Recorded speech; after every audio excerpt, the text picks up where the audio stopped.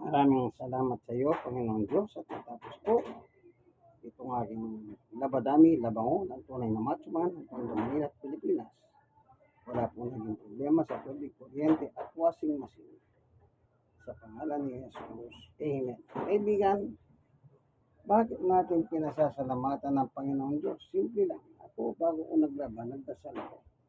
Pinagkatiwala ko sa Kanya ito na mag-success at pinag-success niya. Ang pangalan 3:17 ng unang Kolosas ng Kolosas.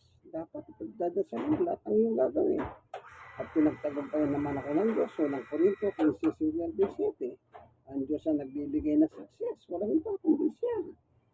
Dapat ba siyang pasalamatan? Unang Tesalonica 5:16-17-18. Marapat lamang na pinasasalamatan ng Diyos sa lahat ng pagkakataon, kaibigan. Amen. That is good all the time. Okay? Ito na po.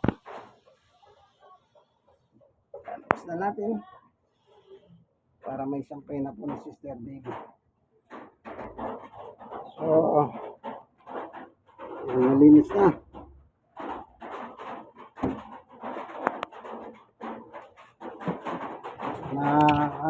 Nayaw na po yung damit.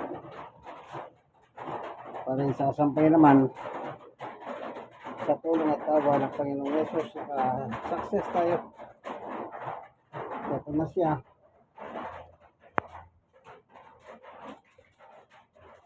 Iakit natin sa taas sa tertor. Sige po, hanggang dito na lamang video, no? Sa inyong kaibigan kay Jesus Brother Manny Bautista, siya ang senior citizen. Stroke mo sa person with disability, siyempre dahan lang yan dahil mahirap pagdanan nyo.